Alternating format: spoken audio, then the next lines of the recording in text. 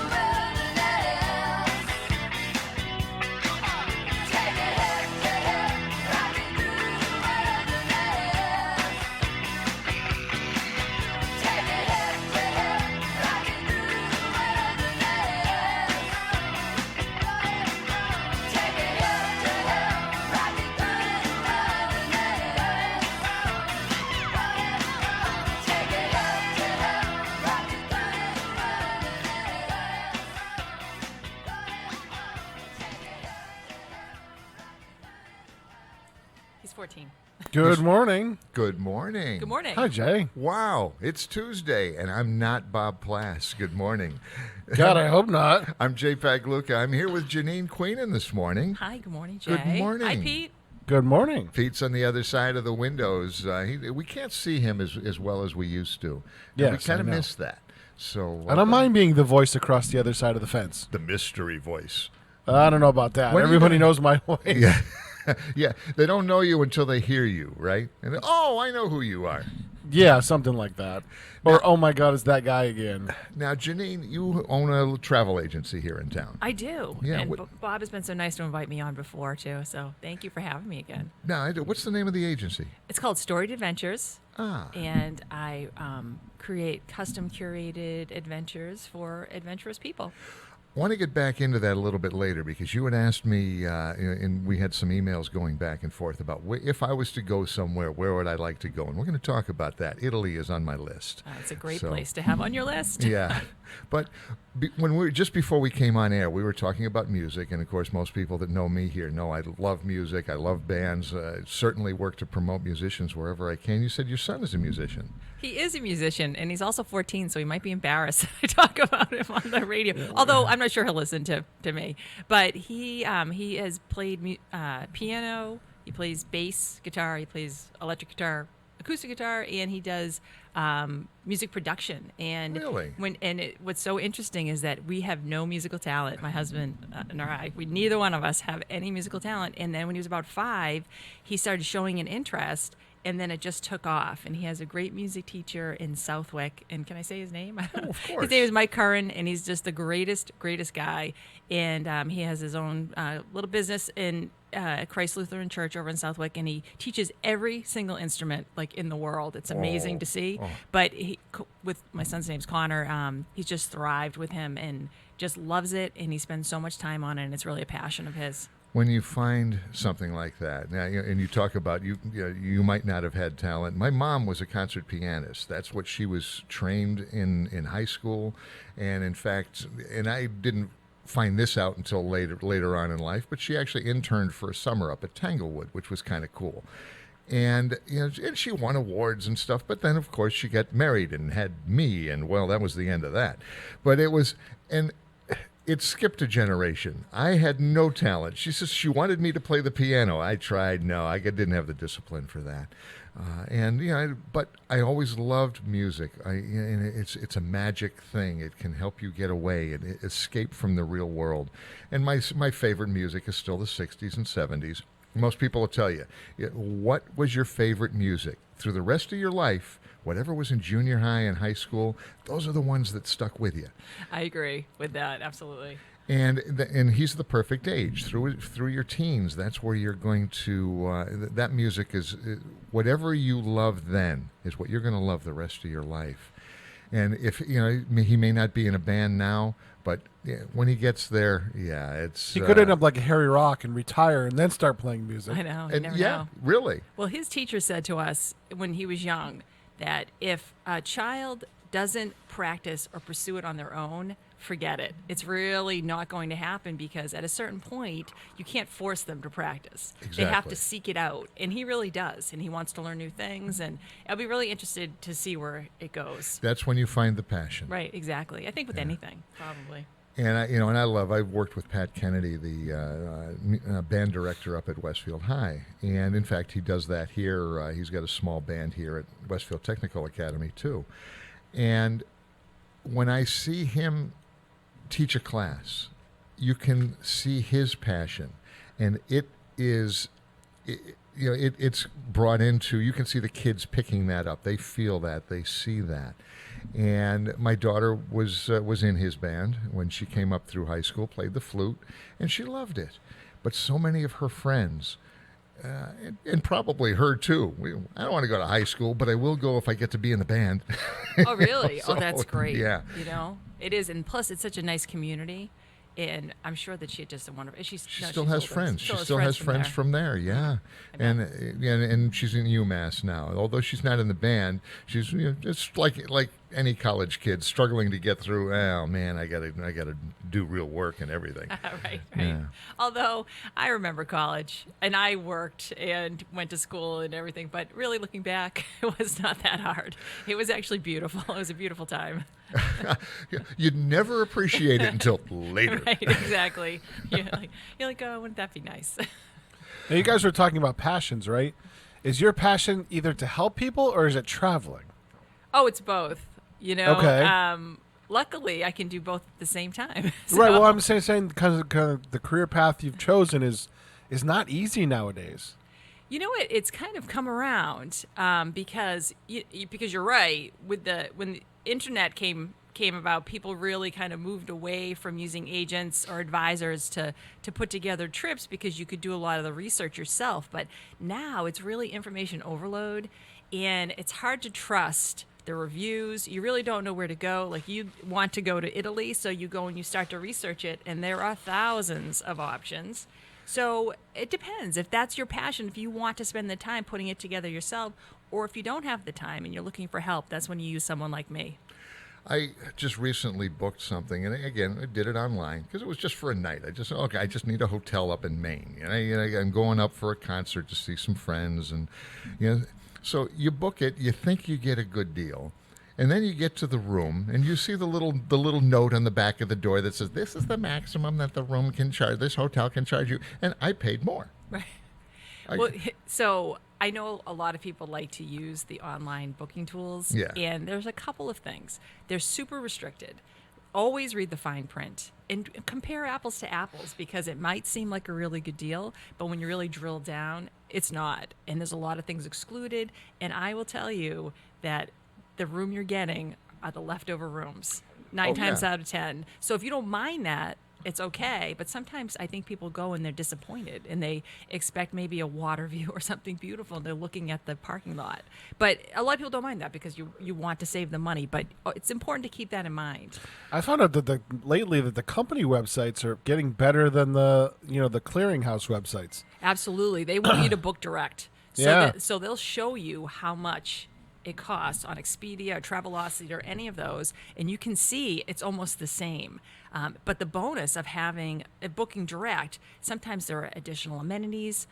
Every once in a while, you'll get upgraded and you'll be treated better. I mean, that's the absolute truth. So it's something to keep in mind and really compare apples to apples instead of just jumping at the first thing. Well, I remember you talking about that when you were on with Bob last week. I'm on vacation.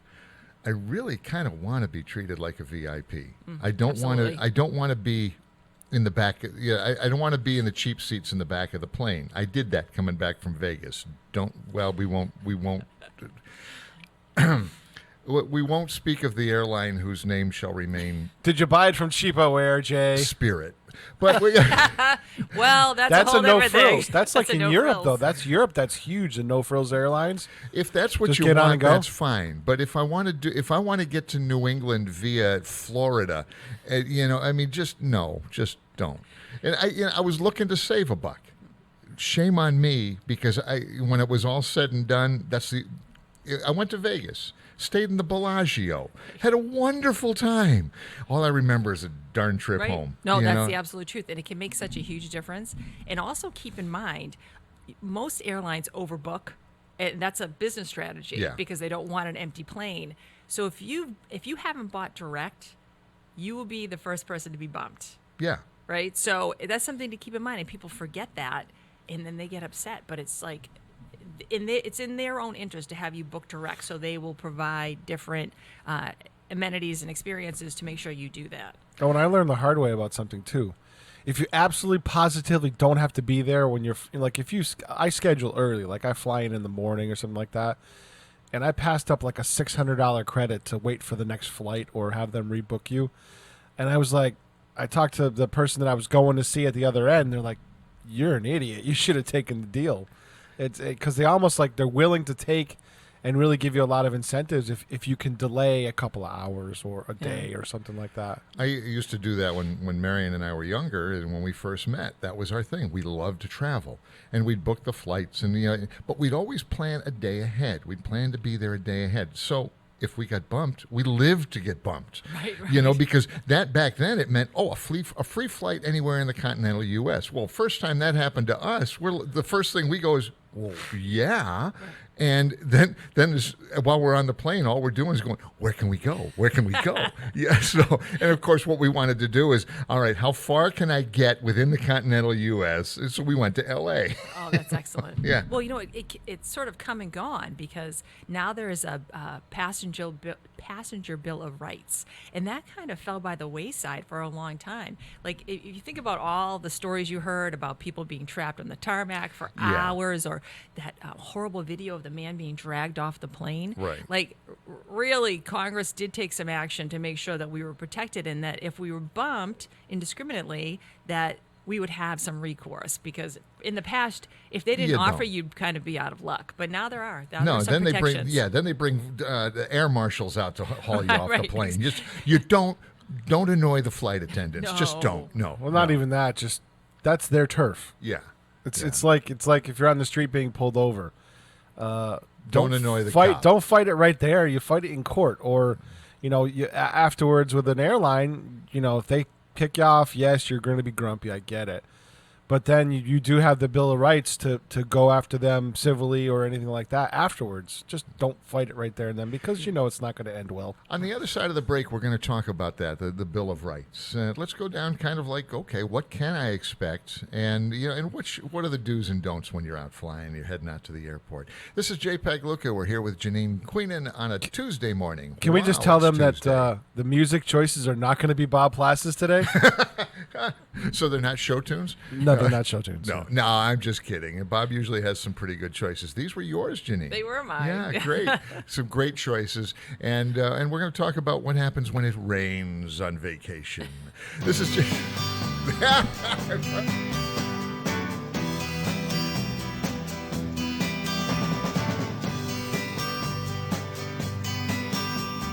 Long as I remember, rain been coming down, clouds of mist drip pouring, confusion on the ground.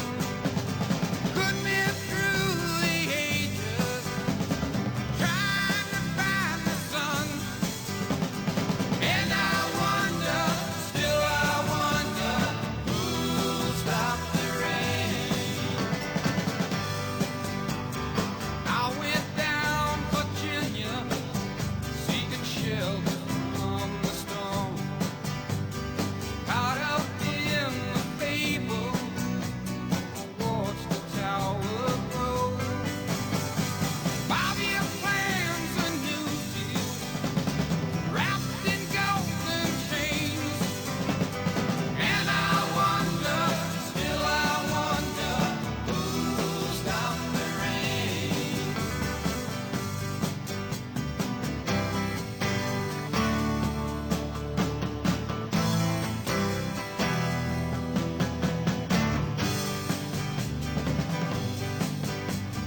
Heard the singers playing, now we cheered for more. Crowd had rushed together, trying to keep warm. Still the rain kept pouring, falling on my ears. And I wonder, still I wonder, who'll stop the rain.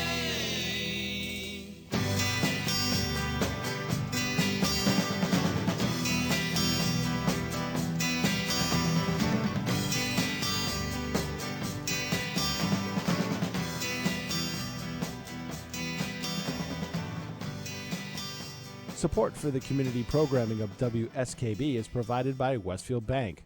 For more than 160 years, Westfield Bank has been an important community presence and commercial leader in the Pioneer Valley, with convenient full banking services in Westfield, West Springfield, East Longmeadow, Agawam, Feeding Hills, Springfield, Southwick, as well as Enfield and Granby, Connecticut.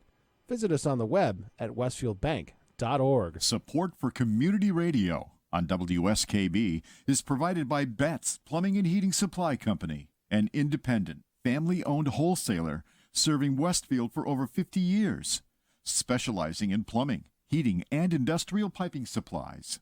On the web at betsplumbing.com or at 14 Coleman Avenue in Westfield. Wednesday mornings from 6 till 8, it's Tina Gorman with Wake Up Wednesday. Community Radio. 89.5 WSKB. Live from Studio 120 at Westfield Technical Academy, this is WCPC Channel 15 and 89.5 FM, WSKB Westfield. And this is JPEG Luca. Wow, it's Tuesday. Not Bob Plass, but I do have Janine Queenan. Good morning, Janine. Good morning, Jay. Yes. I wonder if Bob is listening to us as the midday show in Europe. Yeah, he could be. He is. Bob is currently on the road, as they say. Was that Charles Kuralt that was on the road all those Yes, years? on the road with Charles Kuralt. Yep. Yes, on the road with Bob Plass. I'm sure we'll hear lots of stories when he comes back.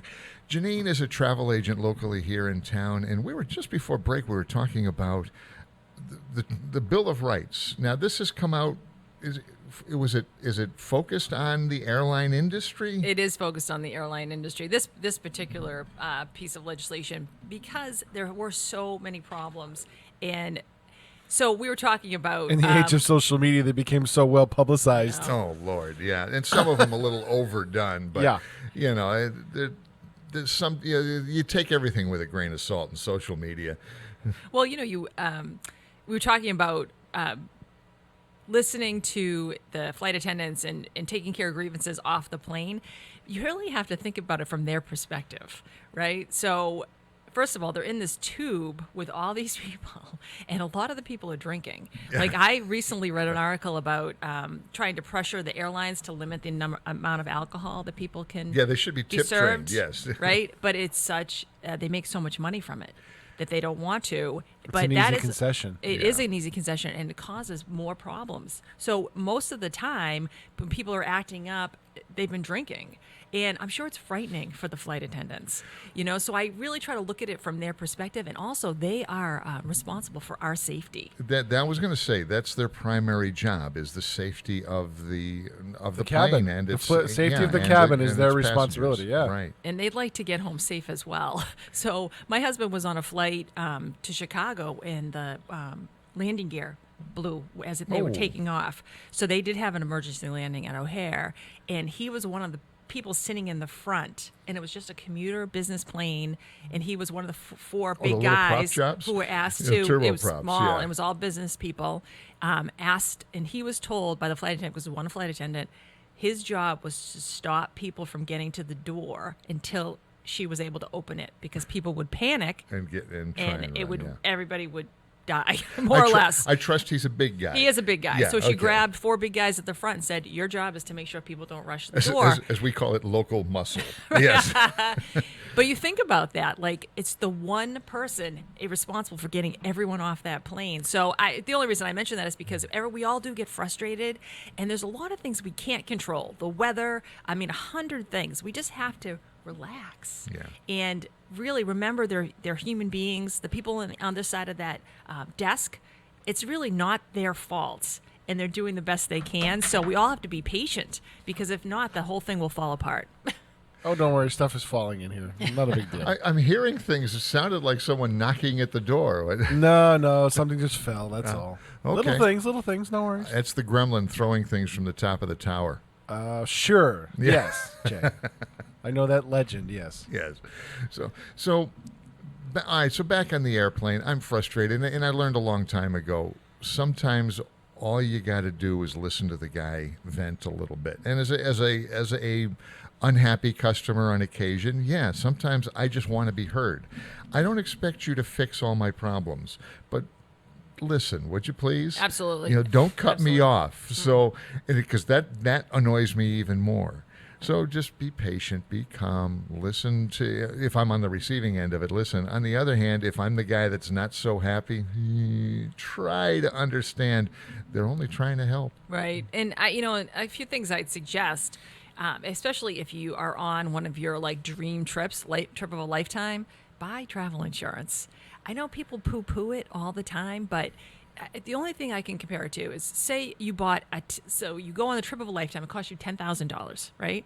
If you bought a $10,000 ring, would you insure it? Of course you would, because it's $10,000.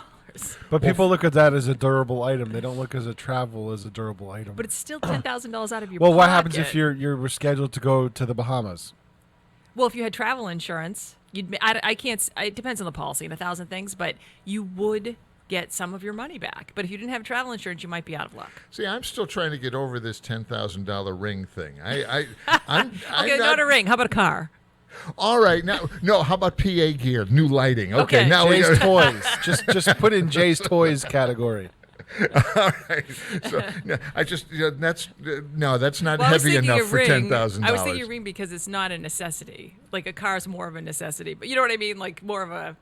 See, now I'm liking you more. You're right. We don't need rings. Yeah, Jay, you don't need more PA gear. What? I just turned this whole world upside down. We can never have enough toys. Yeah. But yeah, he who dies with the most toys wins? Yes, that is correct. No, yes. it's not. But so what are the advantages? I mean, like the advantage of taking a travel insurance, it could because there's different kinds, and should you take it for the flights? Should you take it for the hotel? So I think that you have to think about how much you're willing to lose in money, right? Right. So, and then look at your personal things that are going on in your life. So if you have a parent at home who's ill and there's a chance that you may need to cut your trip short, you want to keep that in mind. Or if you are an older person and you're worried about getting sick yourself, you also want to keep that in mind. So there's a lot of different insurance. You can buy so many different things. You can buy for pre-existing conditions. You can buy for if a family member gets sick. There's a lot of different things, and some of them really just cover. Like I had a couple who just bought insurance in case there's a hurricane. I mean, it covers more than that, but the policy they bought the least expensive policy, and it covered hurricanes. Well, the other thing is most should you do the flights too? Because if you have a good reason, most airlines will give you a credit for a cancellation instead of unless you're like 24 hours before or something like that. But they'll give you a credit for a cancellation. Should you look at it for like the hotels or if you're on a cruise or something like that? Well, a lot of times it's the full package. So the reason to look at the airline is if you, on the other end, are going to lose out on a trip. So say you're on an organized tour and your trip is canceled. I mean, your flight is canceled here. You'll miss the beginning of the trip or the cruise. Okay. Yep. But also, it depends on the flight. If you're flying to Asia and you're spending several $1,000s on a flight, doesn't hurt. Right, yeah, right. Because it could be, what if you get sick? What if you need to cancel? What if it's not the airline's fault? It's something that has to do with you. Back to that. Then you'll lose the money. So that $10,000 trip. Yep. What if I couldn't go? Because now that I'm thinking about it, I'm never sick, right? Yeah, that's going to be the time I get sick, Right, and I'm right. going to feel miserable. But we got to go. I'm going to be the guy on the plane that's grumpy. So And everyone will look at you and say, that guy's sick. Stay away from him. stay away. But In an enclosed space that's pressurized. Right, yeah, exactly. What kind of money does that cost? I just can't go because I'm sick. You'll lose everything. You will, because if you read the fine print of any tour that you go on, there's no refunds after a certain So what's amount the of time. insurance cost then? Well, you can get it for it's percentage, just like regular insurance. It depends on we live in Massachusetts, so it would be based on Massachusetts rates, but it's based on the cost of the trip. Okay. So and your age. Oh. So you plug in your age, how much the trip Oh, costs. sure, per discrimination. person. And then you're given 4 options. So it can Okay. be like the Mac Daddy of insurance that covers everything, or it can be light. They literally have insurance policies called Insurance Light. And where do you buy this from? There are companies that specifically do travel insurance. And then, of course, if you went through me, there are a couple of insurance companies that I like a lot, like Travel Insured and Alliance and things like that. Okay, so I can get it either online if I'm booking my own trip, or I can work with the travel agent that I'm working with, and they can point me in and give me a couple of options. Exactly. Okay. Exactly. Well, that's great. Yeah. Well, when we come back from this break, we're going to talk a little bit about Italy and perhaps how to get there and options to tour. Do I do it on my own? Do I do one of these cruises? There's so many ways to do this. And I'm thinking, I just want to go to Naples and find my little place, where my grandfather grew up. Yeah, but that can be arranged as a tour in and of itself. Absolutely. A genealogy tour. But I had no idea. I thought I was going to go rent a car and just like find it. Oh, that's me. I do that. Yeah. This is JPEG Luca. We're here with Pete Coles on the other side of the board and Janine Queenan of what's the It's Storied Adventures. Storied Adventures right here in Westfield. We'll be back right after this.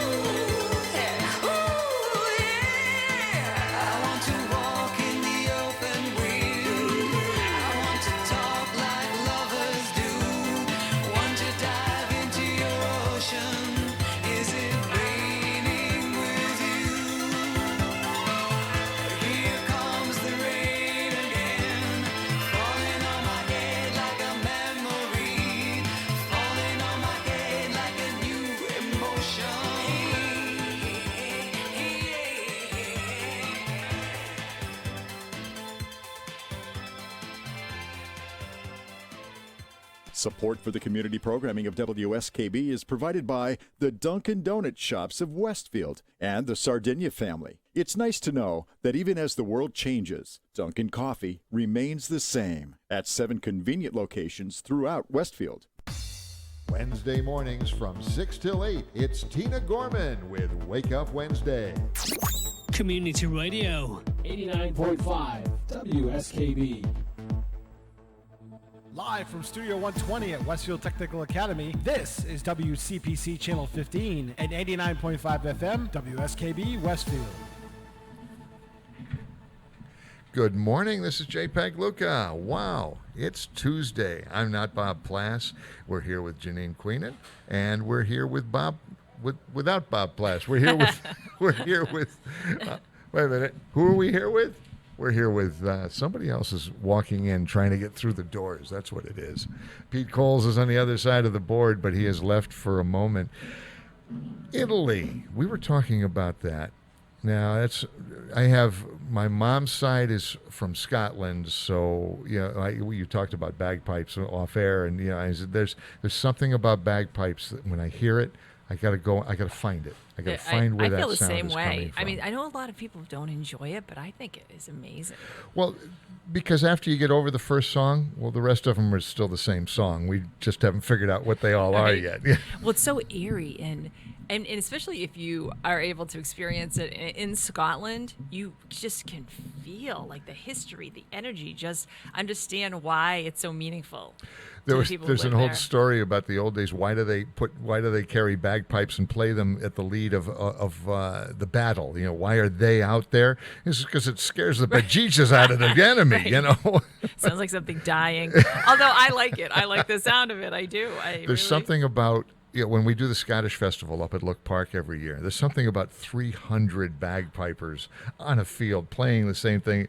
When they stop, the echoes coming in, it's just eerie. Talk about eerie. It runs chills up your spine. Well, I had the chance to go to the military tattoo in Edinburgh, so it happens every year. So there's wait a minute, the military tattoo. That's what it's called, and I don't know why it's called a tattoo, but it's really just a military. Nobody's inking you up. Okay, no, all right, good. But it's been going on for forever, and August is really busy in Edinburgh. They have the Fringe Festival, the military tattoo, and then there's another like arts festival. I think it's just the Edinburgh Arts Festival. So the city is wild in August, and there are just performers everywhere. But at Edinburgh Castle, it's the military tattoo, and there are military groups from all over the world that come, but it's super artistic.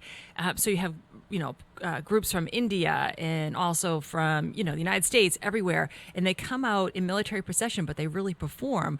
But the Scottish group, it's all bagpipes, and then of course they have dance. Young people coming out dancing, and then they have fireworks over the castle. It's amazing. It's an amazing, amazing show. All right, I got the definition on this.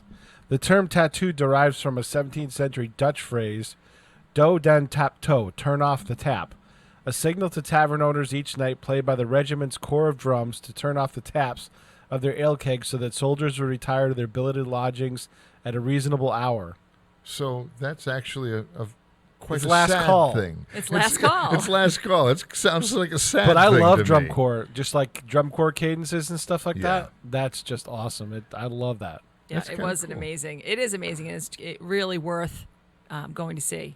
Now, on my father's side, it's my grandfather came across Ellis Island, as many of our ancestors did. And I was telling you that I actually went to Ellis Island with my kids when they were younger, and had a chance to see the book where he actually signed in. It was online, but I actually saw his signature, which is just it's a feeling I didn't expect. Oh, I bet. I mean, really, when you have something tangible to look at and that it's lasted.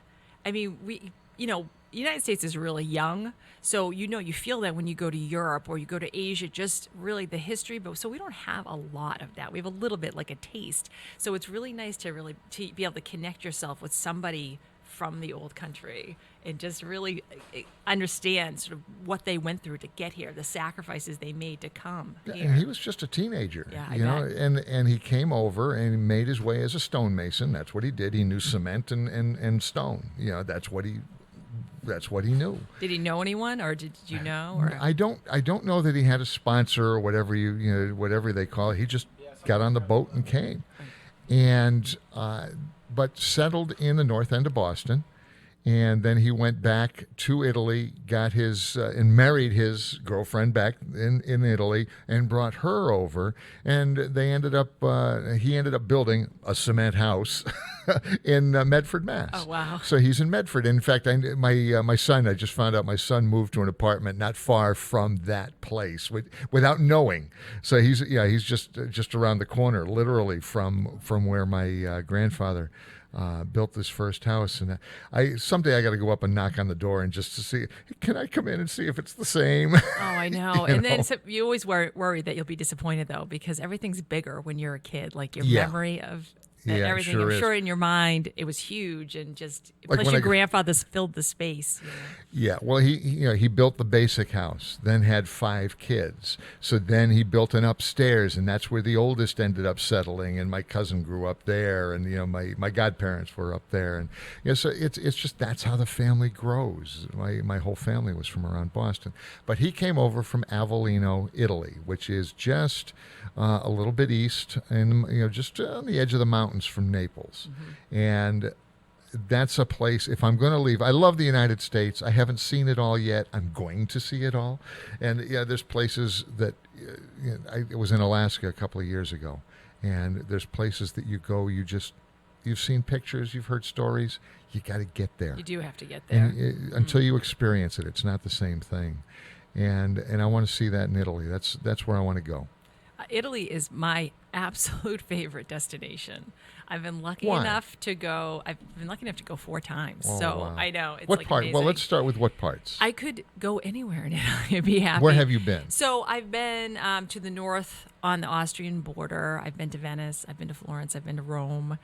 I've had the chance to drive around Tuscany, and there's just still so much more to see, because you think about Italy. They were all different countries, and even though the climate is similar, they're really distinct and different, and they have a different vibe, and it's amazing. And what is amazing to me is that it's lasted, that it survived world wars, and someone had the foresight to not bomb Rome and destroy all of that. Yeah. It's really amazing. So for me, when I walk the streets, I just feel this energy, sort of like of just centuries and centuries of people and learning, and just amazing. It's just amazing. Plus, add to the food and the wine and the people. The people are just so engaging, in my experience, so engaging and just vivacious and fun and willing to reach out a hand and talk to you and interact with you. Now, as we start looking at ways to go, and we talked about this just before the break. Yeah, I could go online. I could book a flight out there, fly into Naples, and rent a car, and just try and find where I want to go. Find Avellino. Here's a map. Go. Right. That's the old man in me. That's what I like to do, is explore. And in the States, that's exactly what I do. I would much rather drive to where I'm going, because it's an adventure to get there. Unfortunately, when you have a real job or kids or whatever, you're always in a hurry to get there. Now, one of my favorite things is leave a couple of days early. Don't have to be anywhere. And then you can, what's that? Oh, what's that? Some of the most wonderful things that I've found are by accident in my travels. Absolutely. That is, if you can do that, that's great. So, of course, driving in Europe is a lot different than driving in the United States. And then, of course, it's different by every country. So I think that a lot of Americans might find it challenging in some areas to drive. Of course, in Ireland and England, you're driving. In Scotland, you're driving on the other side of the road. But in Italy, some of the places, the roads are tiny. So tiny. Are the cars. The cars can be tiny, but if you have 4 people in luggage, you still need a certain size car. Yeah, good point. So it can be challenging. So if you have the grit and the ambition to do that, it's a beautiful way to see the country, because you can go off the road, you can do different things. there's a lot to be said for hiring a driver depending on where you are. Some places are kind of hairy to drive, and it's more stressful than it is fun. Big cities are tough in Europe. The big cities are tough in Europe, but also some of the, like the Amalfi Coast, it can be hairy, like and frightening to drive on the coastline. But it depends on how much steel you have and your personality. If you don't mind, if you like to drive, then that's great, and it's a great way to see it. But it depends on your patience. And a lot of people like to go on organized tours because they don't like to have to worry about it. So is that then another option would be an organized tour? Now, I'm sure we could book that through you, and give me an example of what that would be. And let's use Naples as a destination. So there are a few different size tours, and Yeah, I'm envisioning a tour as a busload of 50 people. Okay. Is that what I'm going to get? No, you don't have to get that. But of course, there's different price points. So the tour, the big busload of people, will be the most inexpensive and economical way to go. But of course, you are stuck doing whatever everyone else is doing. And if you don't mind that, it's kind of up early, going to sites, going from place to place. My mother just went on something, and her complaint was, I wanted to stop somewhere, and we had 15 minutes at this one place. But a lot of people are comfortable with that because it can be difficult, it can be challenging, especially as you get older, to plan to see places, to know where to go, and it's easier to have a firm itinerary. Then, yeah, so here's where I'm going to go. I'm going to be here and then here and follow that along. But I have a particular town that I want to get to. Now, that would be a customized tour that maybe would be just Marion and I and a tour guide. See, that's what I would recommend for you. If you really want to go find the place that your grandfather's from, I would not suggest a big tour. Even a smaller tour, you can find, there are tour companies that max out at say 12 to 16 people, which is a decent size. I mean, it's nice. You're much more mobile than the big giant buses. Yeah. But if you really want to go and experience and walk on the streets that he walked on, you'd need a tour. I would recommend a private tour. You can also do a little bit of both. If you wanted to take a small group tour and go see Rome and Florence and see that bit, and then at the end or at the beginning, plan something custom and have a tour guide to bring you around, that would be a great trip. And then the boat options. That's going to be more than we got a time to talk about before the break. So let's jump into a break. And when we come back, from a cruise ship to the little river cruises to, here's a boat that you fly into somewhere, you get on a boat, and they bop around all kinds of European spots. Sure, you can go on a barge. You can do all sorts of stuff. A barge? A river barge. A river barge. Well, I think you can do that in a canal barge up along the Erie Canal. Actually, we'll talk about that off air. This is J-Pac Luca. We're talking with Janine Queen and all things travel this morning. I'm really enjoying this.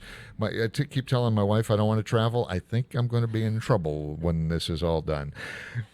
Pete Coles is on the other side of the board. This is a Wow, It's Tuesday without Bob Plass. We'll be back right after this.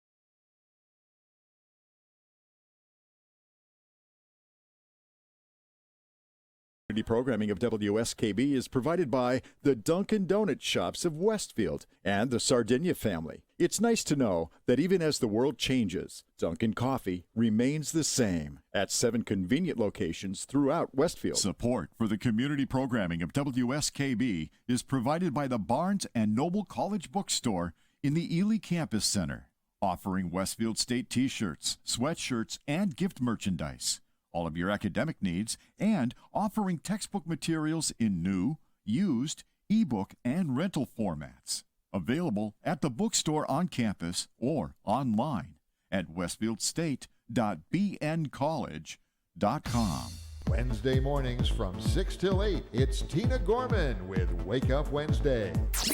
Community Radio. 89.5 WSKB. Live from Studio 120 at Westfield Technical Academy, this is WCPC Channel 15 and 89.5 FM, WSKB Westfield. And this is Jay Pagluca, along with Janine Queenan and Pete Coles behind the board. You know, can I just say this? Yeah. Bob may leave and go on vacation, but his chaos still reigns supreme. We have a lot of people. Lord. That's all right. We have a lot of people going to be joining us in studio in about 10 minutes. And we're going to have some wonderful conversations about podcasts and well, we can continue with travel and other things. If you need to know about your teeth, we can cover that one too. Yeah, and Dr. Coughlin is here from Ascent Dental. It's going to be a lot of fun. But we've got about 5 minutes left. We talked about the personal tour options, group tours, but what about the boats? What about coming in on a cruise ship or one of these river? What's the difference between a cruise ship tour and maybe the river cruise that I'm not familiar with? So cruising is huge. I'm sure you've seen, every other day there's a new ship launched, and there's every level of cruising. So you can go economically, or you can go completely 5 stars on a small ship, a small yacht with 50 of your favorite friends. So there's a lot of different ways to do it. But river cruising has become super popular in Europe, but now you can also go in Africa. You can also go in Asia. And what's nice about it, they are small. Most of them have, but not more than 150 cabins, and it's gourmet food. Plus, you can pull right in. You're right in it's Europe. Not the deep draft boat. A lot of times, so when you're sailing to say Rome, you still have an hour bus ride to actually get into Rome from the port. So here you really pull up, and then plus you're traveling by the castles or up on the hill, and it's very romantic, and it's small, and it's this really different experience. And also, from a lot of the river cruise lines, it's all inclusive. So, again, don't they also have really long stays at ports of call, too? Like, if they pull into a city, sometimes they stay there for 2 days? It depends on the itinerary. Sometimes they will stay, but, of course, they have to keep moving because there are other cruise lines that want to use the same spot. But also, a lot of times they'll have bikes on the boat. You can take the bike off and go down. I mean, it's just really a different kind of closer, more intimate experience. So the thing to look at when you're looking at different cruise options, really look at what it costs, because you'll see you go to some of the big box stores and they'll offer a cruise at a really cheap price, but then look at how much your excursions cost. If there's additional food costs, a lot of the cruise lines do include food, but if you want to have a nice meal at one of the sort of better, for lack of a better word, restaurants, it does cost. It's an additional cost. So sometimes if you look apples to apples, you'll realize that spending a little bit more on the front end, the value is so much greater. Plus, it's a completely different experience. But you can travel on a cruise ship almost anywhere, which is good and bad because Venice is absolutely overrun with cruises. Yeah. And I find that I've been on a big cruise boat. It's the big one with 3,000 passengers, and you feel like a cattle call everywhere you're going, and that's not something I want when I'm on I want to feel the VIP. What I'll do, if you came to me and wanted to take what they call mass market cruises, it's like the Royal Caribbean, the Princess, all that. So instead of booking you on an excursion planned by the cruise ship, I'd recommend that we do a private tour. And a lot of times you can do it, and it's close to the same price if you're with a group of friends and you're all sharing the cost. And someone will come pick you up at the dock. You'll have your own private van. You'll go out. You'll have a curated experience during the day. A lot of times it will be skip the line. We'll take you into Rome. You'll skip the line at the Coliseum. It will be all hands on personal You said experience. the right. Skip the line. You got me. You got me at skip the line. I love skip the line.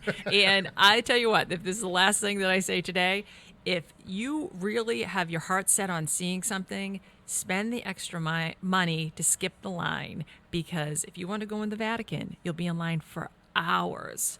Do you want to spend that time? What's it worth? What's your time worth? What's the value of spending that little bit of extra money to make your trip that much better? I'm not going back. I'm only going to be here once. Exactly. I don't want to spend it in line. And that's probably one of the most annoying things when I'm on a trip.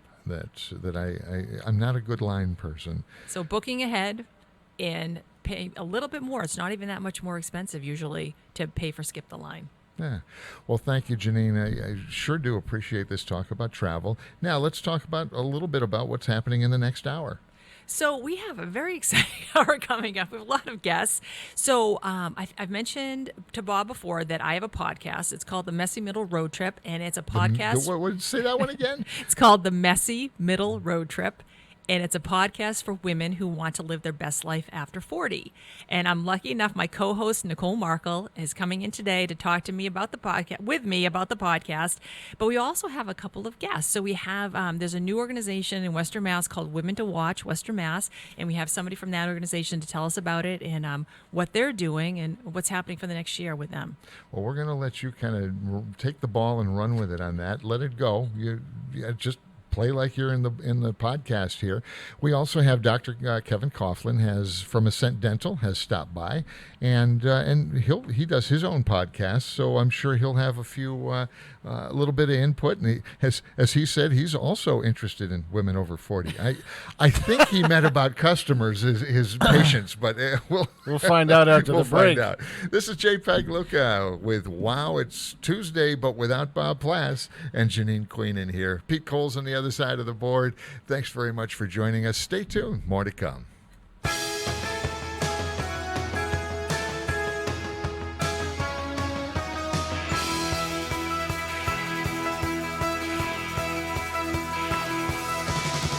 Can't seem to get my mind off on you. Back here at home, there's nothing to do. Now that I'm away, I wish I'd stayed.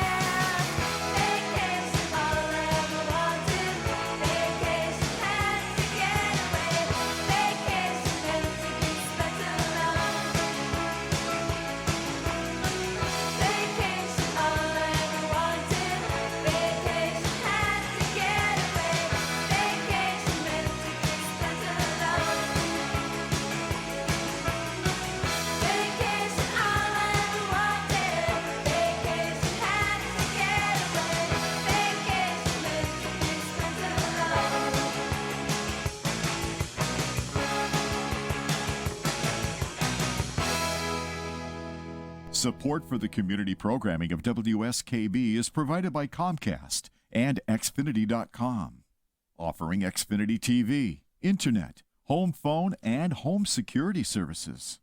Information on all that Xfinity has to offer in the Westfield area is available online at Xfinity.com.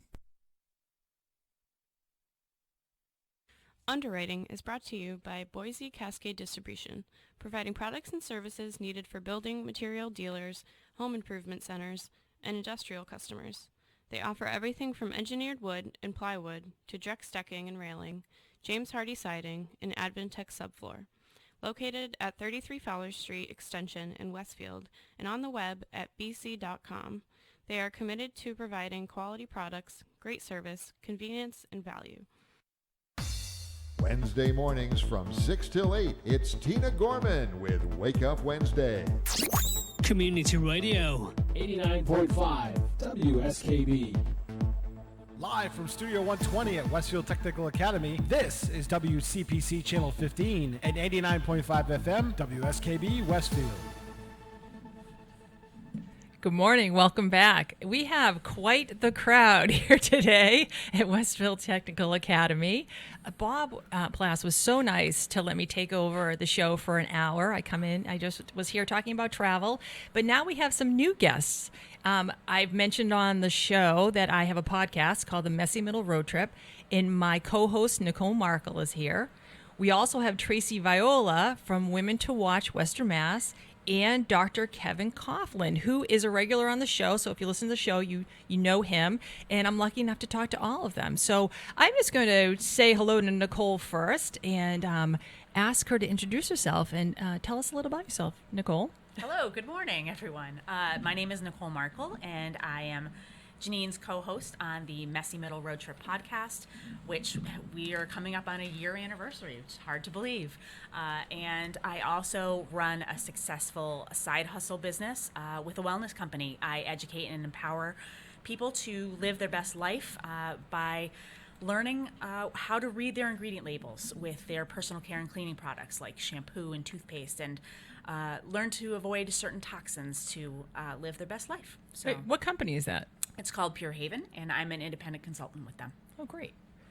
So Tracy, you and I met through the organization Women to Watch, which is a brand new organization to empower women in Western Mass and to really celebrate and help us work together to grow our businesses, grow our personal lives, and really to build skills to really take it to the next level. So why don't you tell us a little bit about yourself and how you got involved with Women to Watch? Sure. Hi, good morning.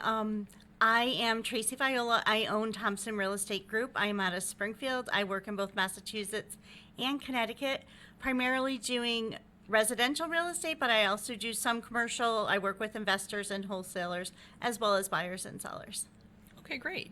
So we'll come back to Women to Watch in a minute, but while we're here, I'd like to say hello to Dr. Kevin Coughlin. Well, welcome. Thanks for the introduction. So you are actually the expert in this time slot, so we will hopefully have a lot of nice conversation. And well, I think it's a nice symbiotic relationship here. My marketplace typically is women, I think in most healthcare, but mine in particular, aesthetic dentistry, non-surgical aesthetics. Typically, it's females over the age of 30 to 35 years of age. So you're the experts, and you're going to educate me on what they need, what they want, and what they're looking for. So know what I'd like to ask you, but in a few minutes, because we do talk a lot about women over 40. That's really that's our market, but also too what we need to do to take care of ourselves as we get older. And I know your teeth; they're so important and affect so many other pieces of your health. So maybe in a few minutes we could talk about that, like as you get older, what we need to do. But let's jump back to Tracy for a minute. So Women to Watch, new organization. There are a lot of organizations in Western Mass, and there are a few that focus on women. Why is this organization important, and why was it created? It is created to help women in the community, to empower them, to educate them, to mentor them, and to support them. There's not a lot of support organizations out there for women, so that's why it's important. What we want to do is uplift and assist women in the region give back to the community, help the community, as well as honoring and recognizing women. That's great. I mean, I know that a big piece of it is the mentoring program. So, why do you think mentoring is important? This is for anyone, especially for young women. And I feel like mentoring could go two ways, because you have women not necessarily women over 40, but maybe quite a bit over 40 who still struggle a little bit with technology. So do you see that there's a relationship that could go both ways? It doesn't necessarily have to be older, younger person mentoring, but maybe younger, older mentoring as well? Oh, absolutely, because everyone can learn from one another. And like you said, the younger generation might know more about technology, where someone that's older is more experienced and has a lot more to teach. And there's not a lot of mentors for young women sometimes in their lives. So it's very important for both to help each other out. Absolutely. So what exactly does Women to Watch do? Do you have events? Are there organized luncheons or dinners, or what's the goal? How do you get together? We get together once a month on the fourth Wednesday. We have a luncheon, and that's at Center Square Grill in East Long Meadow. We do sell tickets on Eventbrite and on our Facebook page, the Women to Watch Facebook page. And what we do is we have a monthly speaker. So this month it's Barbara Turcott, and she's going to be talking about Rays of Hope. And we also have a big event at the end of the year, and that's going to be on June 11th at the Log Cabin. We're going to nominate 25 different women that we're going to give awards to. And those nominations are based on their profession, volunteering, and their vision. That's important. So how are people nominated? Well, they are nominated by the board, and people can go online and vote. So we're looking for people in 25 different professions, and those will be all listed on our website as well. So I know it's a brand new organization. If someone wanted to get involved, so it's a nice time to get involved with the organization. Sometimes organizations get really big and bloated, and that sounds terrible, but so it's kind of ground floor. So if someone did want to get involved, how would they get involved? Well, right now we're still in the process of creating our social media channels and having a website built. But currently you could, like I said, on our Facebook page, Women to Watch, we just also added an Instagram channel, so you could follow us on that. Or you could write us at info@westernmasswomen.com. That's great. And Rays of Hope, that is such a wonderful organization. Nicole and I have been doing things with Rays of Hope for years and years. So how do you get people to come in to speak, to appear at luncheons? Well, we are a networking group, so we all have an extensive database of people that we know professionally and personally, and then we do talk to different organizations. We always do events where we're trying to invite women to join us. Like just on Saturday, we did an event with SCORE. It was a women's seminar, and we met a lot of people there. So we did meet some people that might be potential speakers. So just meeting women in the community and finding causes or things that are important to women that we would like to hear about as a guest speaker. So if someone wanted to come speak, if they had something that they felt like they wanted to share, what would be the best way for them to do that? To either reach out to us at our Facebook page or the Western Mass Women's Magazine info, and we'll get in touch with you, find out more about what you do, and see if we could get you scheduled to speak. So Nicole, I know you've gone to a few of the luncheons. How did you find Women to Watch? Well, I was excited because I was invited by you to go. I was trying to not say that. That's okay. I'm going to say it because it is all about networking, and it is all about, one friend saying to another, hey, I think this might be a good fit for you, and come check us out. And I was really, I was impressed by how warm the reception was, how diverse the women were that were in the room, not just by age, but by demographic and by really their education and where they were coming from. Because, I came as an entrepreneur, but there were others that came as a representative of a bank or, insurance company. And it really, the conversations were terrific. And I've been to 2 so far, and exchanging the business cards and getting to make new friends. Like, that's the whole piece of it, because you never know who your business is going to serve, or vice versa, what might intrigue you for somebody that had come to the luncheon. So yeah, so far the 2 meetings that I've been to, the speakers were fantastic, as were the board putting this all together, because it's a lot of behind the scenes work. Everything ran smoothly, which was great. So Yeah, I think with all new organizations too, it's a matter of finding out what the membership are interested in, and presenting opportunities for really engaging content. But it's also a work in progress, right, Tracy? That so you throw things out there, and then hopefully it works well. But then you're nimble, so you can continue to tweak it and change it as the membership forms and people show what their needs are. And that is a nice part about the networking, and the people are very friendly and open. How did you decide to join, Tracy? A friend of mine who is a board member, Susan Williams, actually invited me because I was talking about looking to join another networking group. And she's known me for years. She knows I like to volunteer in the community. So she said, this great group is forming. They're looking for members of the board. Would you be interested in going to an introductory meeting?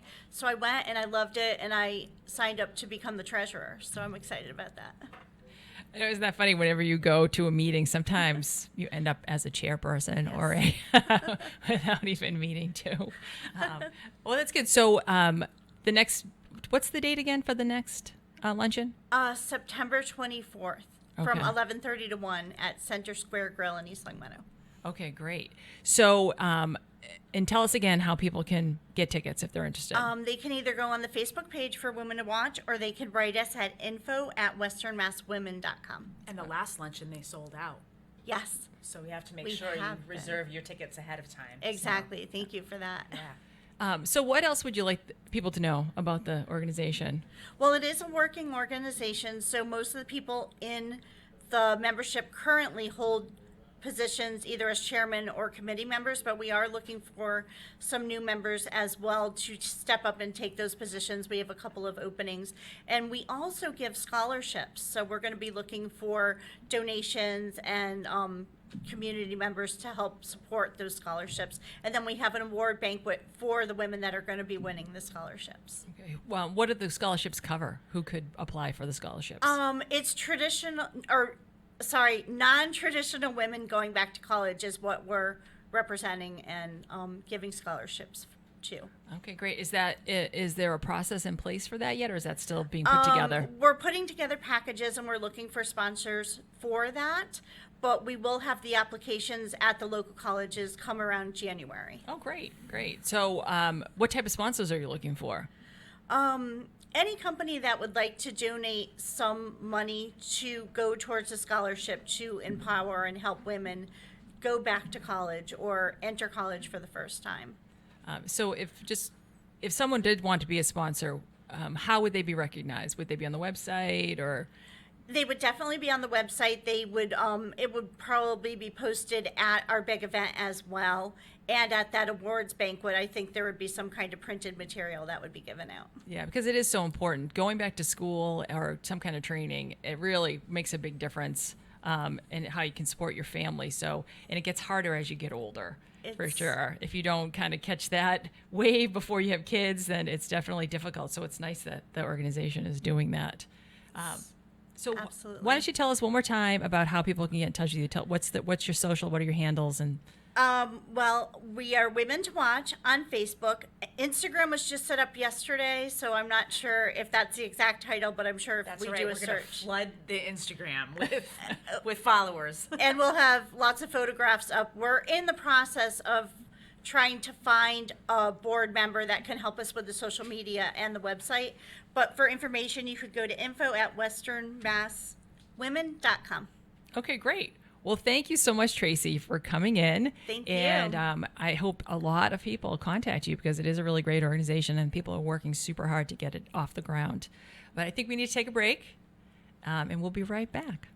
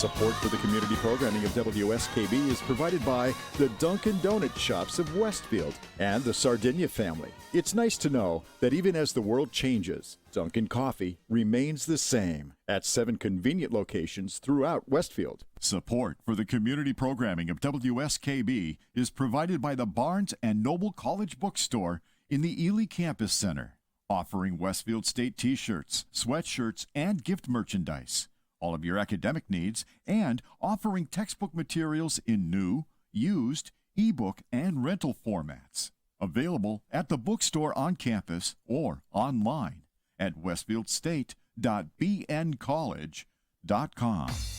Wednesday mornings from 6 till 8, it's Tina Gorman with Wake Up Wednesday.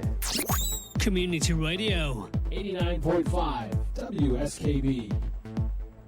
Live from Studio 120 at Westfield Technical Academy, this is WCPC Channel 15 and 89.5 FM, WSKB Westfield.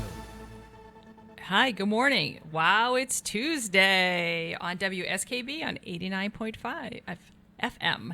And I am here with two wonderful guests. We have Nicole Markle, who is my co-host of the Messy Middle Road Trip podcast, and Dr. Kevin Coughlin, who also has a podcast, I learned. So, Kevin, can I call you Kevin? Absolutely. Okay. What's your podcast called? What's it about? Well, I have a company called Ascent Dental Solutions, and it focuses on knowledge, training, development, and education for 3 segments of the medical and dental profession. It's the first group who's just graduating, and for the listeners, most medical people have 0 business training, 0 sales and marketing. They've been in the sciences since the 8th and 9th grade. And immediately upon graduation, they're thrust into what I would consider a difficult, competitive business with no experience. So part of the consulting is to help them through that period of organization in making decisions. Do I want to buy a practice? Do I want to lease or own? Do I want to be a partner? Do I want to be a large corporation, what we call an MSO or a DSO, or just a solo practice? As our last guest mentioned, in 1983, when I graduated from Tufts School of Dental Medicine, there were only 7 women in my class. Today, out of the 60 dental schools, roughly 53% of all graduates are women. So you're seeing a tremendous change in the dynamics of how the practice is run and who's actually running and owning those practices. From a business standpoint, at least in the dental field, you're seeing a large majority of women after about 7 or 8 years going to more of a part-time position, which has sort of changed the demographics in the business climate.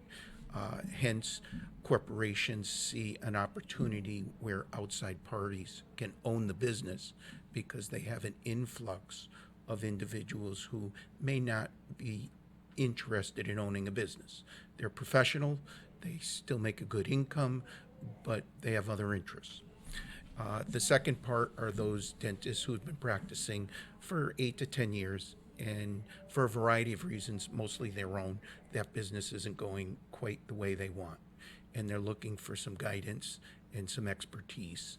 And that last group are dentists more in my age group, 60 and above, who are just saying, what's my best exit strategy?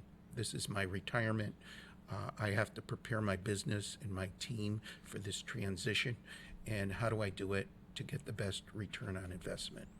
I obviously am a practicing dentist. My dental company is Ascent Dental Solutions. We have 3 locations, 48 employees. Out of those 48, 44 are women. And again, that was a nice segue with Tracy, because we have dental hygienists, dental assistants, dental managers, admin, and dentists, all that I think would be excellent candidates to be nominated for your position. And the third is Ascent Laser Aesthetics. That's a non-surgical aspect. It's a totally separate business that primarily focuses on women, although in the last couple of years I've seen the male segment grow. And that's basically, what can you do to to look and feel as good as possible for as long as possible. You're never going to beat the aging process, but you can game that system with a variety of the 4 pillars are basically injectables, which are typically Botox and fillers, and then radio frequency, lasers, and intense pulse light. And those are all considered non-surgical aspects. My focus is primarily from the clavicular area or shoulders up to the head, but quite honestly, with body contouring, it's the abdomen, the flanks. As of yesterday, we're one of 400 in the world to have the M Sculpt, which is not only fat reducing, but muscle building. Everybody would like a 6-pack ab without doing 20,000 crunches a day. And this system is the newest and best on the market right now. So that group of people who you said went part-time because they have other interests, were those other interests children, perhaps? Yes. So is the dental profession a profession that it's easy to kind of come in and out of? So if a woman did want to go part-time or take time off to raise her kids, can she come back and be? Absolutely. The market, when you look at data, there's roughly 150,000 dentists practicing in the United States. There's close to 500,000 dentists, but only about 150,000 are practicing. So when you look at the number of dentists, there are an adequate number to serve the population. However, most are not practicing full time, and you're seeing that trend go more and more. If you just looked at it statistically in the data that at least I'm privy to, once you have your children, generally you're a little older. The average dentist is approximately 31 years of age when they graduate dental school. Then you have children, so now you're basically in your early 40s, late 30s. Do you want to make that investment of owning a business? Do you want to take that time commitment? And for the younger people that I deal with, over 150 dental associates in 36 years, most are looking for a quality of life, not a quantity of life. They look at someone like me working 10 to 14 hours a day and go, what, are you out of your mind? I would rather just have a 3-day work week and enjoy other activities. And I'm seeing that not only in the women, but in the men also. And the other thing that I see is dual incomes.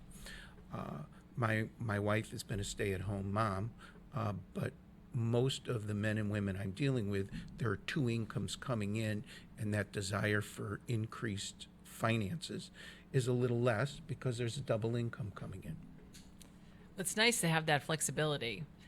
So a lot of what Nicole and I talk about on our podcast are ways to live your best life after 40. And that has to do with the kids getting older, getting back into the workforce, but also health and wellness. So I just wanted to touch base with Nicole for a second. So your business is about health and wellness. How do you think you're able to get that across on the podcast? What have been some messages that we've talked about that you think are important for women over 40 to hear? Absolutely. I think with age comes wisdom, generally. And I have seen that more and more people are really looking at, what is the food I'm putting in my body? What am I putting on my skin? What are my environmental factors? It's not just exercising to stay fit anymore. We've talked a lot on the podcast about meditation and mindfulness, and it really is sort of that, mind, body, spirit connection for all over health. And I think, for us, when we came up with the idea of the podcast, I thought it was neat because you and I were both speaking about it individually with things that we wanted to say, things that our generation was saying, and to share that on air with others. We sort of looked at each other and said, yeah, let's do this together. I think it'll be more fun and have that conversation and have guests come in. So I think, we've tried to keep it under a health and wellness umbrella. And then when we've split off to do our individual mini podcasts, I know you focus a lot on travel and I focus a lot on the health and wellness umbrella. And I try to touch on things like toxins to avoid, in your sunscreen, or how to reverse age with the type of skincare that you're using, but even getting down to just how to create your own happiness. Because all of that, I think, is really health and wellness related. It's certainly not just hitting the gym anymore. It's a combination of all of the above. And a lot of women do take a little bit of time out, like the dentist you were just talking about, Kevin, that then we just try to figure out how to get back into it and get back into working and having a different life balance. So I think that's so important. So how long have you been doing your podcast, Kevin? About 3 years. 3 years. It's approximately 150 podcasts out there. You can get them through Ascent Dental Solutions. You can also find them on Ascent Laser Aesthetics and Ascent Dental Care. You also can find it if you just type in on Apple Radio, Dr. Kevin Coughlin. But what you're saying about that health, mind, body, spirit, I'm a Springfield College graduate, so that's the tagline, mind, body, spirit. And the book I wrote, The Non-Surgical Guide to Aesthetics, we can make you beautiful on the outside, but it's up to you to make yourself beautiful on the inside. So we see a lot of very attractive people who are miserable, and we see a lot of people who might benefit from some services that are happier than anyone you've ever met. So it's a combination of trying to get that balance, not only taking care of yourself physically, but mentally and spiritually. Those are the 3 pillars, I believe, to a successful life and a healthy and happy life. And that's why I said we should team up and do a couple of podcasts. I have quite a few listeners, and they like other things besides the business aspect of healthcare. And that's a nice segue. Absolutely. I was thinking you should come on the podcast, but you're not a woman, so. But you should get a man's perspective once in a while. That's true. It wouldn't hurt. Oh, we do at home. Yes. So I think we need to take a break. So I'm here with Dr. Kevin Coughlin and Nicole Markle, and wow, it's Tuesday, and we're talking about podcast and health, wellness, in spirit. So we'll be right back. Thanks. Hey, I can't find nothing on the radio.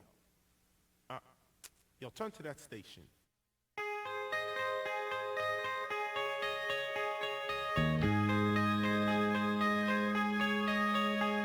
The world is collapsing around our ears.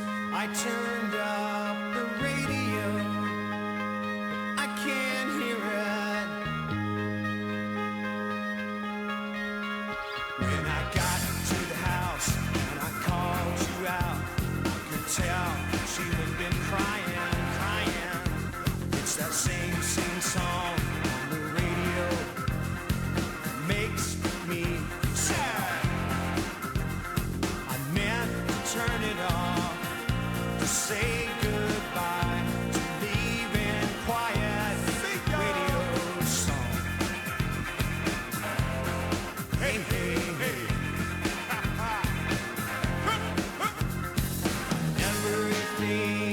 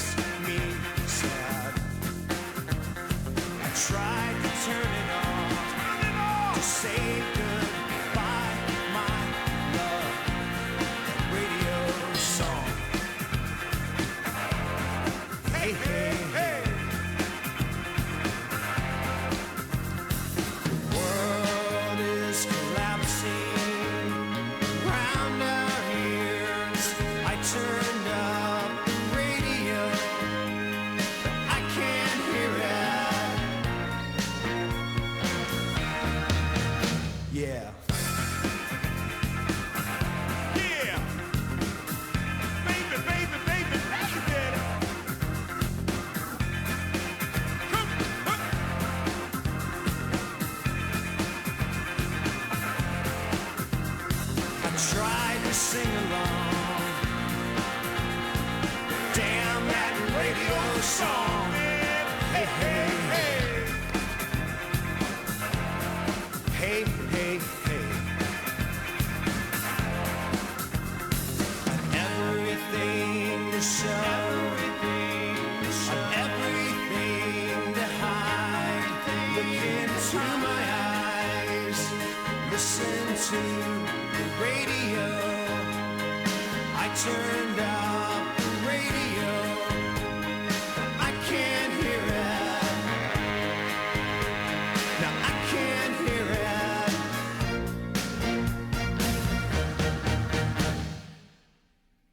Hey, hey, hey, hey. Say what? Hey, hey, hey. Let me do that with you. Hey, hey, hey. Hey, hey, hey. Yeah. Oh. Hey, hey, hey. Say what, say what, say what? Hey, hey, hey. Check it out. What are you saying? What are you playing? Who are you obeying? Day out, day in. Baby, baby, baby, baby, that stuff is driving me crazy. DJs communicate to the masses. Sex and violent classes. Now our children grow up prisoners all their life. Radio listeners! Support for community radio on WSKB provided by Westfield Electroplating. Employing over 140 skilled platers, painters, and technicians, Westfield Electroplating was founded in 1946 and was the first company in the country to achieve National Aerospace and Defense Contractor Program accreditation, proudly maintaining that status for over a decade. Westfield Electroplating provides over 50 quality finishes to meet your corrosion, cosmetic, or performance needs. On the web at www.westfieldplating.com or 413-568-3716. Westfield Electroplating, putting the finishing touches on technology. Wednesday mornings from 6 till 8, it's Tina Gorman with Wake Up Wednesday. Community Radio. 89.5 WSKB. Live from Studio 120 at Westfield Technical Academy, this is WCPC Channel 15 at 89.5 FM, WSKB Westfield. Hi, good morning. I'm Janine Queenan, and I am filling in for Bob Plass today, who is in Scotland having a wonderful vacation, I'm sure, but he asked me to take over, and I'm lucky enough to have Nicole Markle and Dr. Kevin Coughlin with me, and we are talking today about podcasts. So podcasts have exploded recently. They are probably what blogs were, I would say, 5-6 years ago, but I read recently there are something like 650,000 podcast, although a lot of them are not active because the average podcast only lasts 9 episodes. Well, Nicole and I are on our 50th episode with the Messy Middle Road Trip.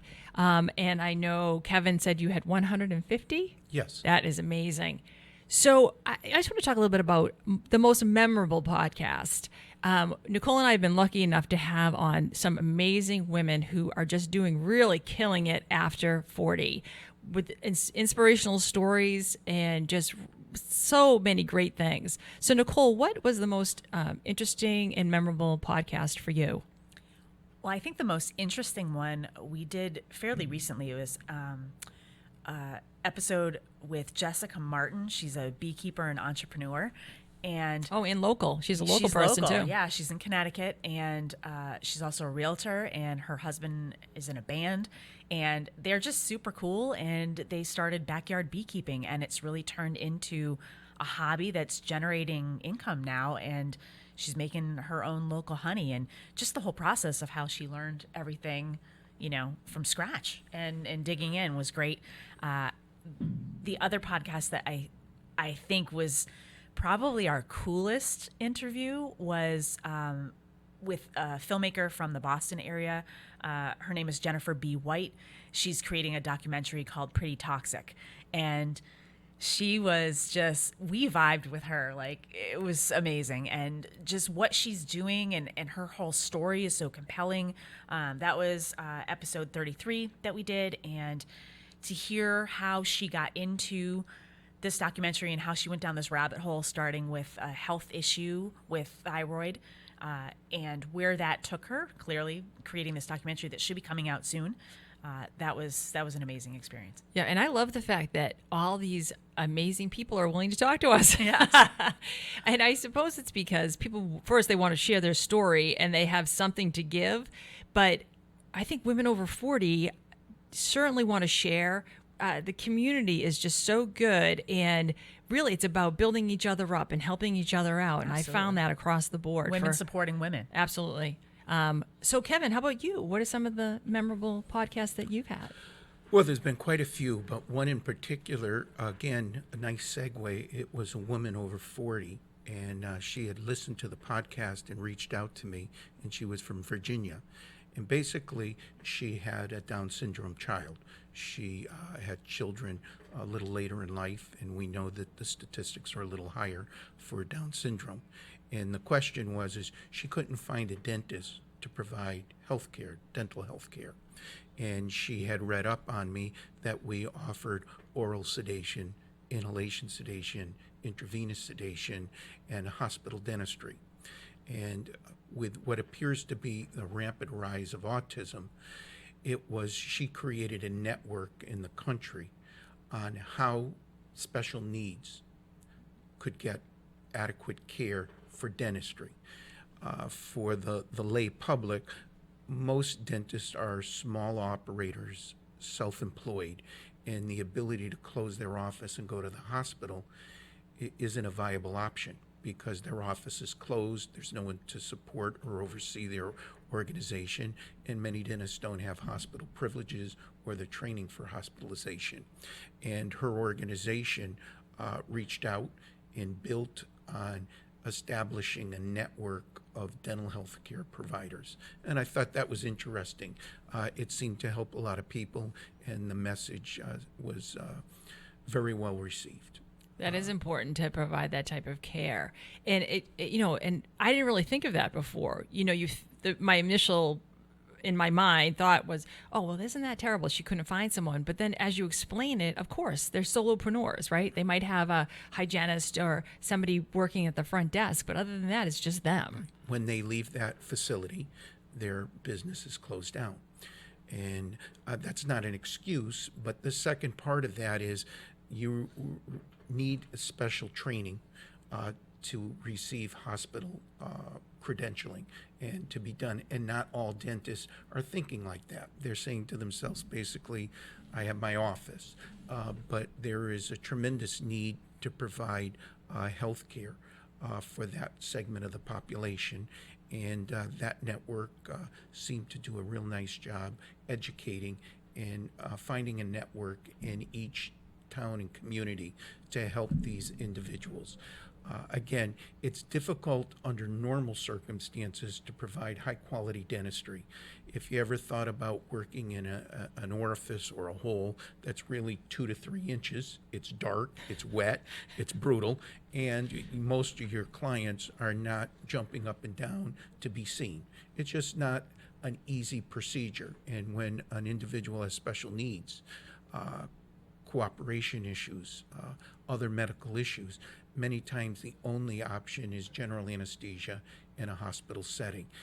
Many times I have to do it because oral sedation, inhalation, and intravenous isn't adequate depending on the medical and how compromised that individual is. Yeah, and honestly, I am not a fan. I go to the dentist every 6 months, but so when they take my blood pressure is up because I'm nervous for some reason. It's irrational because I understand what's going on, but I have a fear of dentists, so I know a lot of people do. Well, that second podcast was opened up to a number of individuals who had been so traumatized. It's hard for, quote, average people, but probably twice a month I'll do an examination at the patient's house or in their automobile in the parking lot. The fear and anxiety is so extreme.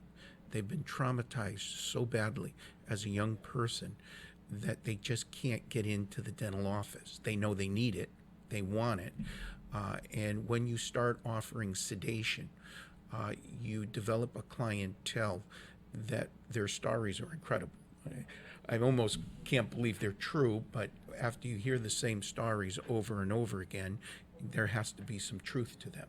Obviously, dentistry has improved over the last several decades, where techniques and materials and training has improved dramatically from even when I started 36 years ago. Right. And that's good, Well, it is interesting. You were saying you met that woman, and she took it upon herself to put this network together.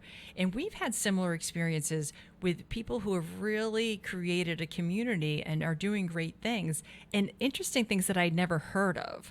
For example, we had a woman on who is a death doula. Her name is Dawn Whalen, and she is also from Connecticut. And I had never heard of that. And what they do, it's similar. It's not hospice. They come in and they take care of a family in any way that they need to. So it can be cleaning the house or doing the dishes or holding people's hands. But I find it so interesting that all these people are out there and then they connect with us and we get to tell their story. So Nicole, you brought her in. How did you find her? Well, the interesting thing was that for the birth of my 2 daughters, I had hired a birth doula.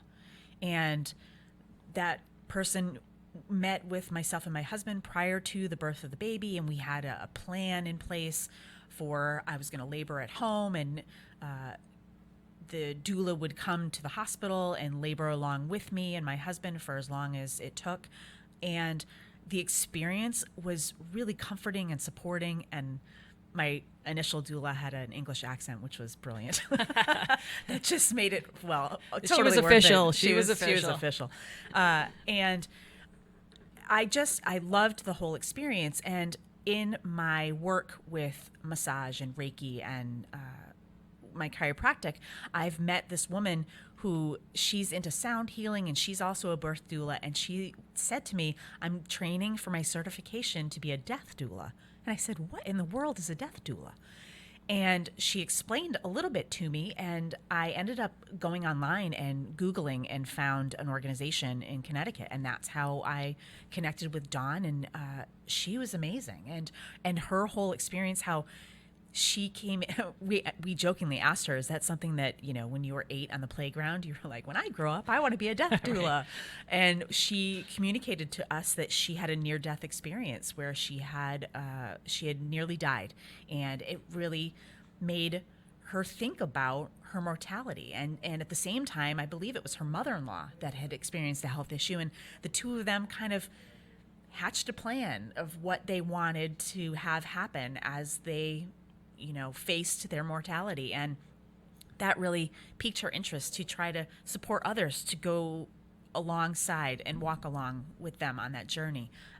She was amazing. And it's definitely something you don't think of because as we push back against Yes. dying so much You that don't we wanna don't talk really about think it. about making people comfortable and making the last bit of their life really rewarding. So I know that was such a great interview. Absolutely. And she was saying, you put your head in the sand when you want to think about our own parents' mortality, because when we move into midlife, we're changing from changing diapers to taking care of elderly parents often. And we don't want to think about that next step and losing them. But she was saying getting on board with that sooner than later is important. It is important. Yeah.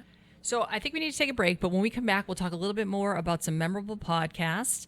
And also we'll talk to Kevin about taking care of yourself over 40 and what you need to do with your teeth, because oral health has so much to do with your physical health and what things we can do as we go forward in life. So I'm Janine Queenan, and wow, it's Tuesday. I'm here with Dr. Kevin Coughlin and Nicole Markle, and we are on WSKB 89.5 FM. We run this mother, yeah. Girls, we run this mother, yeah. Girls, we run this mother, yeah. Girls, we run this mother. Who run the world? Girls. Who run the world? Girls. Who run the world? Girls. Who run the world? Girls. Who run this mother? Who run this mother? Who run this mother? Who run this mother?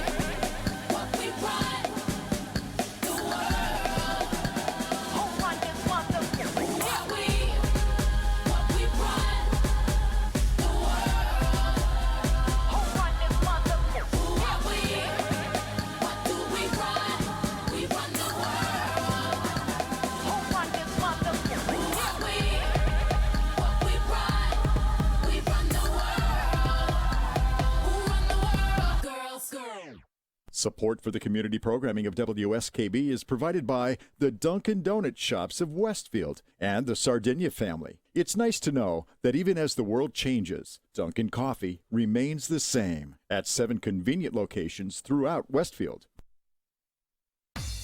Wednesday mornings from 6 till 8, it's Tina Gorman with Wake Up Wednesday. Community Radio. 89.5 WSKB.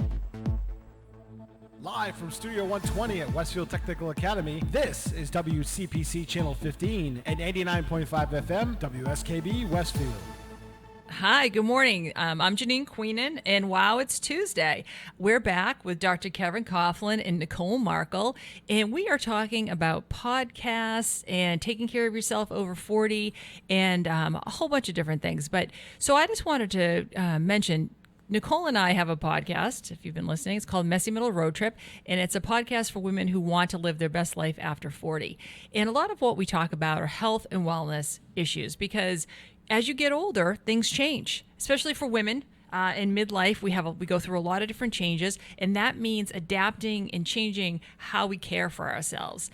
And I thought that maybe Kevin could tell us in terms of oral care, because I know what I've read is that if you let your teeth go, it can affect so many different physical things in your body. It's not just cavities. It can be your heart, and a lot of different things. So what would you recommend for women and for men? What do we need to focus on as we get older, as we get into middle age? What would you suggest? Well, I can tell you 36 years in this profession, working full time, almost on a day-to-day basis, a physician will contact us, and the patient, whether it be a man or a woman, is in need of a hip replacement, a knee replacement, some kind of cardiac surgery, whether it be a stent or a valve replacement, and a kidney transplant or any transplant, and they're looking for dental clearance. Does Mr. and Mrs. Smith have chronic infection? And most dental disease is chronic. So tooth decay is bacterial. Periodontal disease or gum disease is bacterial. So 24 hours a day, 7 days a week, your body is fighting a chronic infection. They're trying to link this to Alzheimer's disease because chronic inflammation leads to enormous problems. So to answer your question, if your oral health is not healthy, then your overall health is not healthy. So over and over again, Mr. and Mrs. Smith say, well, I need this procedure done and I need clearance. And that dental profession is put in a difficult spot because many of these diseases can't be corrected in one visit. You've avoided and postponed treatment. And many times you're doing it because there's no pain associated with it. Once pain occurs, then people knock on the door day or night. I'm on call pretty much every weekend, and I can't tell you a weekend that I haven't gotten a call because of pain. And typically it's someone who's ignored treatment. They've avoided it either because of fear, finances, time, or a combination of the three. So the overall dental health starts with a good diet. It starts with good home care. And then it starts with prevention. And in dentistry, the best prevention is simply a good diet, low in carbohydrates, low in sugars, low in processed foods. And if I was to comment, what I see is the use of beverages, the sugary beverages. And people say, I only have one soda, one cup of coffee, but they sip it through the entire morning or afternoon. And the duration of the saliva and the teeth being in contact with these products for hours increases the chance of dental disease. So see your dentist, get a treatment plan, and this way here you'll not only save money and save time, but your overall health will be better. I think that the low carb, no sugar, no processed food is sort of good advice for all, not just your teeth, across the board. And I know, Nicole, I know that you changed your diet completely. Why did you decide to do that? And how did you do that? Because it's hard. It is hard to make the change. It is hard. Well, for those of you that know me through the podcast and know my journey, I was diagnosed with psoriatic arthritis going on 11 years ago. My youngest daughter at the time was a year old, and I woke up one morning and literally could not get out of bed. I couldn't wash my hair. I couldn't put my bra on. It felt like my joints were on fire. And of course, it was July 4th, so every doctor on the Eastern Seaboard was on vacation for the next few months, trying to get in to see specialists and get tests, and they thought I had Lyme disease at first. And we discovered it was psoriatic arthritis. I was very young at the time when I had contracted this. I was in my 30s, and the doctor was surprised, and it was debilitating. And I ended up going along with traditional medicine at the time, and they got me on some pretty high-powered stuff. One of the drugs was actually also used as cancer treatment. And I eventually landed on a biologic injectable. And the more research I did about that, I realized that one of the side effects was potential for leukemia, which was super scary. And I thought to myself, I would much rather have psoriatic arthritis than leukemia. I want to be here for my kids. And my pain point was hit, that threshold was hit. And I said to myself, I'm the only one that can make a change here. I can keep putting pills down my throat and I can keep using these medications, and I'm putting a Band-Aid on the issue. So the two things that I did, number one was to clean out all my products, get rid of all the toxins and everything from my personal care and cleaning products, and I mean everything, and really start label reading. And then I changed my diet. I did a 30-day elimination diet and got rid of everything and anything you could imagine. So all I was eating was fruit, vegetables, and proteins that were organic and non-GMO. And I did that for 30 days straight. So I went cold turkey on my coffee. I had no sugar. I was hangry, especially week 2. I got my husband on board because I told him I'm cooking like this for the next 4 weeks. So if you want to get on board, great. And he did. And it was tough going because it was a detox process that we went through. But I'll tell you what, it put me in remission for my autoimmune disorder, and I'll never look back. It was the hardest thing I've ever done, but the other benefit, in addition to getting control of my autoimmune disease, was I experienced significant weight loss, which was not a goal. But my husband and I looked at each other like, wow, we're kind of in fighting shape now as we approach 50. This is awesome. So it was really worth it. And more, I think people are getting on board with this at restaurants and just the food that is provided out there. Because I can remember when gluten-free meant it tasted like cardboard. You know, it was terrible. And now the choices that they have are delicious. And I think we're seeing more and more food intolerance because of what people are eating and exposed to and the junk that's being put in our food.